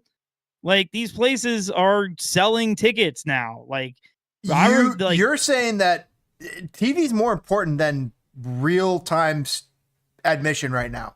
TV's way more important. Of course it is, but it will come. That's the thing. It's like the whole function of television is going to change. So technically, everybody's bitching about is being behind a paywall is soon to be the reality for every motherfucking thing, right? Yeah. So it's eventually going to change. They're on the bleeding edge. They're getting they're getting it worked out, and they're going to be already known to be where they are, right? And again, like, I don't want a person that just fell asleep or is too drunk to change ESPN count as like more viewers. Like, the viewers who are viewing MLS games really want to fucking watch them really bad. Yeah. Right. So like, that's what you really want. And like, it's okay to be a niche. You bring up like, a good point. There's streamers who make millions of dollars, have tens of thousands of people who watch them every day that we have never heard of. There's whole communities of things that exist that we've never heard of. MLS doesn't have to be the most popular thing on the planet to be cool. Like when I say cool, I mean fun for you to enjoy. But I ask you this. So MLB is a regional product. It does not do well nationally. Where is MLS in that? Is MLS a regional product and that doesn't do well nationally, or is it a national product or an international product? I'm going to tell you the truth. A, it's a regional product, but B, we screwed ourselves because we expanded too far. Had we stopped at 22 teams, like I said, I knew every player on every team when there were 16 teams. Now I forget Charlotte and Real Salt Lake and Cincinnati, or like I forget about Charlotte, Real Salt Lake, and Montreal. I forget about them But like you know- Cincinnati and Nashville, I confuse constantly. I confuse their players. I think they're on each other's. They're the same team in my brain. You know what's funny is that I was actually playing Football Manager 2010 today, and I was running a MLS. I was running Chicago Fire, and it was so. One thing that struck me was how empty the rosters looked back in the day. Like if you play Football Manager now, like Football Manager 24, like you have rosters that are like 30 players long. You have a reserve division, youth academies, and then back in the day, it was your main roster which only supposed to have 24 players, and that's it. And then after that, there's no reserve division. That's it. And I was just kind of like struck by that. And then obviously reading those roster names, brought back memories. So yeah, I mean, like I said, I think everybody's freaking out over nothing. It's like, and you know what's going to happen. It's like your favorite band. Like you found the record and you hope everybody on the planet listens to it. And then when they finally do, you're so mad that they sold out. Right? Like just you're mad that the band you liked is getting paid for the music that they're creating and getting accolades and recognition for the good music that you have noticed ahead of everybody. That's called jealousy. Plenty of people like that. That's called jealousy and gatekeeping and jealousy. But like, it just, like I said, they're the growing the game thing. I think there's no reason to do it anymore. The game exists hardcore here. There are so many soccer There's never fans a reason to do it, Toke. It's only advancing corporate interests. It's only advancing capitalism at this point, Toke. And you know I'm not the biggest fan of that. Think about it. You are advancing capitalism with your support of Chicago Fire. You are a free trade capitalist because you support Chicago Fire. If you weren't a Chicago Fire fan, then you would be able to honestly call yourself a socialist. But you can't! Remember I told you about this? Shocker. I live in a capitalist world and I have to participate in society. Remember I told you about this, that you should be happy that you got disposable income? I mean... and that you get to support the greatest club? The greatest club. That's the other thing. That's my favorite club. The damn sure ain't the greatest club on planet Earth. Come on, get out of here. I'm just saying, bro. DPG's turning to Putin. I think this is DPG's turning to Putin. It's the greatest club, right? It is the greatest club. You agree, correct? You agree, correct? So, it is the greatest club. Or you'll have a pickup tonight. Listen, I don't live high enough to take a jump. All right. Listen, we brought up the world's greatest club, and I have to bring this up because the world's greatest newspaper, more like it. Ooh, WGN. DPG brought up Chris Mueller last week. He was like, "Man, we need to, if he's not in Greg's, plans, just move." And it was like, "Well, if it's personal, like take your time." And then literally as soon as we talk about him for the first time in months, even utter his name, of course, the next day he comes out with the video telling us what's been going on. He's got cancer. Which unfortunately, no, he doesn't have cancer. He has pericarditis. Yes, pericarditis, which is a heart issue where things are swollen around your heart. Or whatever, yeah. Yeah. And so, by the way, shout out to Chris Mueller. Speedy recovery. How does one get pericarditis? I'm going to say something very uneducated, but we are seeing some heart problems with some world famous athletes, and they don't seem to all be doing coke like they used to in the 80s. So how do we know? What I feel like is, so what I think is kind of happening is we're pushing the body to its limits, and certain bodies are like his spirit is willing. Chris Mueller is willing to run faster than any other human. It's just some people's bodies aren't holding up. Like I said, that's at least what it feels like, because back in the 80s, we were seeing guys go down, but that was very different situation. Yeah. So you're talking about the chain smokers, the tobacco chewing, the beer drinkers in the clubhouse, and of course the illicit illegal drug users. For sure. And I don't know, but like Chris Mueller, you saw him. There was a fan who took a picture with him not too long ago. And he looked great. He looked completely still in shape. He was out running, I think. And he was like, before you ask, I didn't even ask him. I just told him I hope he was doing well, and He was which is cool. outrunning. That's cardio. Well, I mean, I think he was outrunning. He's probably on the mend. He's on his way to recovery. So I hope so. Yeah, well, he's a world-class athlete, and even with a heart condition, you don't want to instantly become sedentary. But I'm assuming that Chicago Fire being owned by Joe Mansueto probably has access to some leading health experts around the country. He's a financial expert, not a medical doctor. I'm saying is that he has got pockets, the monies, and also Chicago medicine's very good. There are some great areas of Chicago medicine. You see what happens when these things get real serious. They go beyond the team doctors to the leading specialists. And you better believe that they've taken this to wherever they needed to go to take care of Chris Mueller. He's probably seeing a specialist, but which is all good news because you always want leading experts to lead, the charge and recovery. And I'm hoping that Chris Mueller, recovers 100%. I will love to see him again on a Fire jersey because I honestly think he could be a huge asset to this club now. Yeah, especially coming off the bench. Like he could be a big help to this club if he were healthy. And to be fair, when he first came to the team, he was rocking and rolling, and then he kind of started falling off, and we were like, "Wow, he's not playing well." So he fell off a year and a half ago, guys. Yeah, if I'm running this team like a business, I'm sorry, you're cut, and good luck with USL and working your way back, and we will keep a line out for you. Should you work your way back? They did it with the best sports players in the world. You are producing, and there's no way for us to send you down because you are just too good of a player for that. In a way, it's time for you to go prove yourself somewhere else. And if you can get back to where you are, well, we got a line out for you, and we're happy to help. And don't forget that we were in your corner to help you along this entire way. Even when you weren't along the entire way, you're telling him to get the fuck out at the end of the season. No, you dude. Okay, he got put on the IR. You got to pay this guy. Like you cannot cut somebody because he's an athlete. That's what I hate about the NFL is cutting for medical purposes. So yes, I totally agree. The team should be on the hook. because then immediately he doesn't have insurance. I mean, the team should be on the hook for him. Absolutely. Keep in mind that this is a contract year for him, so this is the last year of his contract. No, was it? Oh.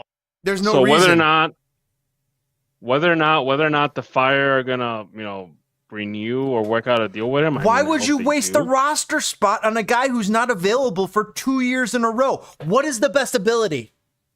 Availability. I still think if depending on how he comes back from this, and if this is still an if, right? Like the guy from Man United who had the heart attack. If he's still on an IR and everything, obviously the Fire probably not gonna re-sign him. They're probably just gonna take care of his medical stuff, which that would be incredible of them to do, and also right. Yeah, so it's I don't know. It's a very mixed bag. We don't know what's gonna happen. We have no idea, how this is gonna turn out. What's Who knows? The mixed he might bag? recover. Tell me what's the mixed bag about it? Because the mixed bag. to me, the mixed bag is you have a player who is on the middling end of he's in the middling edge of the roster. He has not been a proven starter for years, but we were saying the same thing for a while. We were saying the same thing on on Mauricio Pineda. We were saying the same thing on Sergio Overhell. We were saying the same things of a lot of guys that are on this roster from last year. True. Like these, we got to get rid of them. We did. But look what's going on. We called that on Victor Orahel. We're like, and look, Sergio. Look at it now. Like Sergio Overhell has become he's like done a 180. Like this man has. He's I keep calling him. He's the secret sauce, man. He's the secret sauce to this thing. A little bit of mayo, a little bit of ketchup, a little bit of mustard. And then Pineda. And by the way, I think I saw his family on Saturday because they all had Pineda jerseys and they all kind of look alike. But Pineda, same thing. I thought Pineda was gonna be done. Like that's it. We're gonna either cut him loose. Now it's like, man, he's actually a solid defensive midfielder. He's been playing starter This is minutes. what I would say about. This is what I'll say about Mueller. It kind of sucks because let's be honest, I would like to re-sign him, but he's got to get re-signed for a much lower. But but he needs to prove that he's. Well, no, hold on.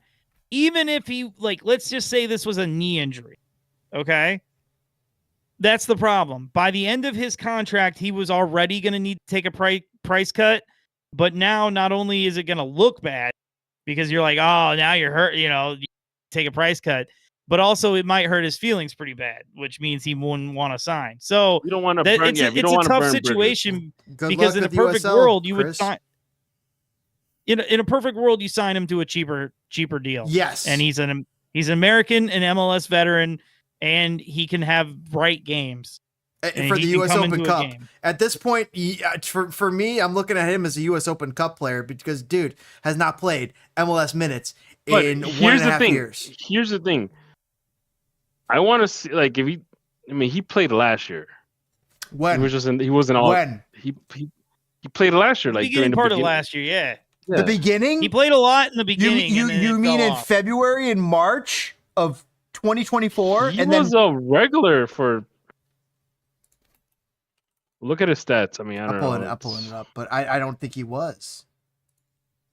I feel like he played a lot to start the season and it fell off.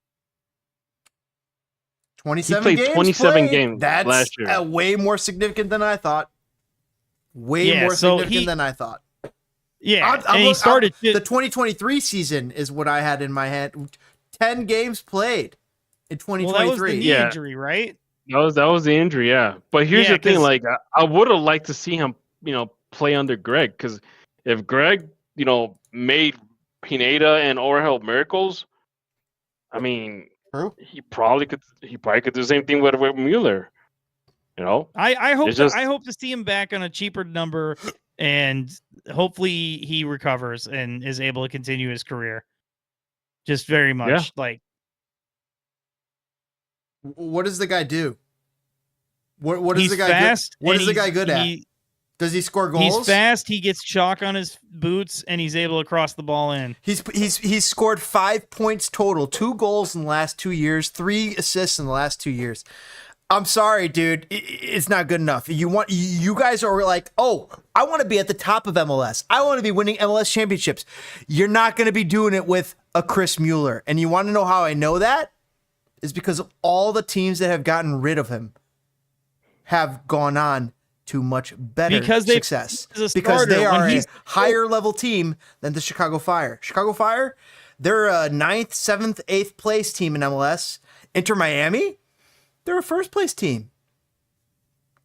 Listen, Chris Mueller being your fourth wing option, you're a good MLS team. He wasn't good enough for Orlando. Like Toke said. Like Toke said. Hold on, Orlando sold him for a bunch of money to not Hibs or Hearts or Herberdine or whatever the hell. Yeah, over there in Scotland.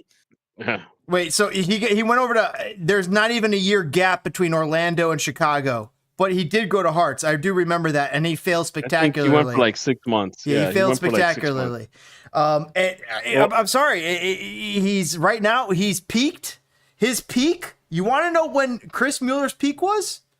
It was 1, 2, 3, 4, 5 years ago. It's conversations like this that I am very hesitant to take. 5. Because we're downplaying him, and then what if another team signs him next year and he has a career year? Won't happen. Well, that's the thing.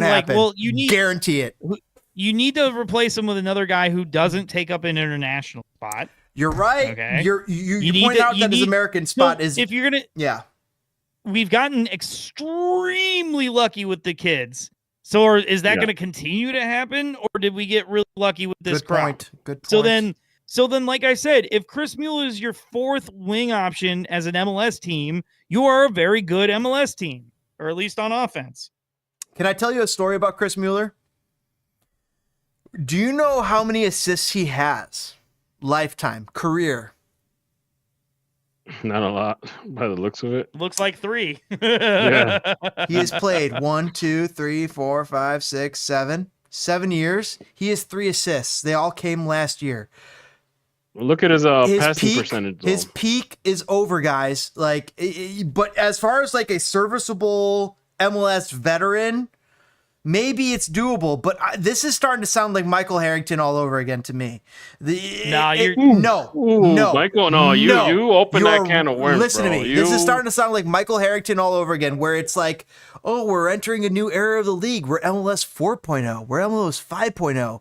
But Michael Harrington, he's MLS 2.0. He's MLS 1.0. Guess what? Chris Mueller is MLS 2 points ago. Like a point ago. Like, it'd be different if he was producing. It'd be different if there was consistency. It'd be different if he was showing up on the score sheet in 2025. But it's not. We are a system and a league of you got to be producing, because if you're not, we're not making the championship, and then it doesn't fucking matter. I take 4-2. You at the beginning of this year said this year is not going to matter if the Fire don't make the playoffs. You said at the beginning of this year. But like Chris Mueller staying on this team means this team is an 11th or 12th or of 9th place fodder, because Chris Mueller is the type of player that is on a lower end of the league team. I'm sorry. You can find a better American to come in. Yes, he's local. That's amazing. I love that he's local, but you can find a better player in MLS that's American. You think you can find a better wing player, U.S. like green card? Let's find it. No, we're not. Listen. I want to finish this show on a high note. Okay, good point. Good point. Let's get out of this. I want to finish this show on a high note. We finally won at home, baby. Yep. Last weekend, the Chicago Fire had a Chance the Rapper concert and a soccer game broke out. And we beat New York 1-0. It was phenomenal. It was glorious. Hugo took a penalty, which I like seeing. I've always been nervous that Guti takes our penalties. And then Tehran came back, played really well. I mean, it was a good game. I saw DPG at halftime and met his son. It was a good time had by all. I should have grabbed Serena, but I was like, my phone was accidentally on airplane mode, so I missed your original text. So, I don't know. James, did you watch the game? No, I didn't bother. He didn't bother. We won at home, and you don't even bother watching the game. They won 1-0 against who? Yeah. Against who? New York Red Bulls. It was a 6-point game, baby. They won 1-0 against last year's runner-ups. That's a really impressive result. That's a very impressive result. And at home, we have not been winning. You know, it's and at home where we have not been winning. The Fire have been so bad at home that people have been asking questions about Greg, which I'm not asking questions about Greg, because how you show up on the road is how you should be showing up at home. They're not. Yes. Once 100. they get that in line next year, this team will be a problem for MLS, and we're going to be looking at ourselves like a top 6 team. If we could get I think home. so. I think you're right. I think Bamba has a much better year next season. Some fans are out on Bamba, Toke. Fans are out on Bamba. No, bring them back in. That's fine. Bring them. I hear the with frustration, but I really do feel like that's one of those, like, his 75% of what he should be is enough, with Zink having the career year, with Hugo scoring, and I think a year in America, getting settled and acclimated, he's going to much better second. Imagine Bamba year 2 having a summer off finally, and not a summer off, but having a time off finally, and then coming back to this team with the stud that is Zinkernagel. Zinkernagel is absolutely batshit insane. Maybe the best Fire player signing of all time after Nemanja Nikolic.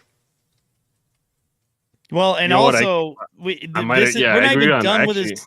Yeah, we're not even done with his first season, so we'll see at the end of his stint here at Chicago if he clears Nikolic. Nikolic was absolutely in my opinion, the number one best signing outside of like we're talking the 98, 99 Fire where they had their early signings and Ante Razov, who they brought in later, by the way, and that type of stuff. But Nemanja Nikolic, what he did for this club his first year, everybody saw it coming, but nobody believed it was going to happen. Nobody believed it was going to happen. And then he goes and wins the Golden Boot like he was going to. Yeah, that was incredible. And I mean, that's where Hugo, Zinc is something other though. Zinc is even better because I mean, to be a striker, you just got to be able to put the ball in the goal.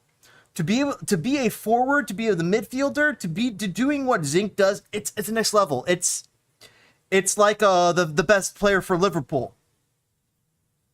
Mo Salah? Mo Salah. We have our Mo Salah of the Chicago Fire. And he's not Mo Salah out in that league. He scored Olympico this year. But this dude is one of the best players in MLS. In MLS. For sure. He's having a best 11 season. 100%. I mean, we've talked about this. We've said it for a while, but when I come to the Fire, I'm not poking holes in obvious problems like every other fan. I'm just enjoying the ride, and it's good to finally win. Like you said, it was 1-0. It you could qualify some of that as boring, but it was a solid performance, man. It was solid. And just like the road game we had the week before where we won, who was that? Orlando or whatever. But like we've won 2 in a row. And we looked solid both games. And finally to have that road form come home, man, it was just fun and to enjoy. It was a damn good time. Shout out to Mario. I hung out at a different tailgate this past week. Shout out to Mario. But that's the guy you were telling me about, right? What was that? That was the guy you were telling me about? Yeah, it was. So live your life, brother. Oh, wait. Now that you said that, I don't know if that is. Oh, but anyway. No, it just was like, it felt so good to have a solid performance, a Fire team that doesn't look like their hair is on fire, that isn't just an absolute mess. And as that James knows what has they're doing. They know what they're doing. Carlos Theron showed up too.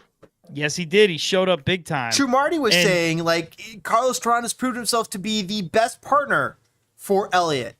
Are you guys seeing Theron and Elliott as the best 2 center backs on this team? If he can fix that injury bug and if he can like be consistent, because Theron has these weird habits of being inconsistent. I don't know what's this team's issue with inconsistency, because some players will play on a high note and then the next game they play like crap. Like they're just pedestrian. Is this too much? I think there's too much youth in the midfield. Or else 19. You're right. For how unstable the back line is. We get one more solid center back because if Theron stays, we get one more solid center back. If Theron goes, we need 2 more solid center backs. If Theron stays, then are you bringing in a person to start over Theron and Elliott?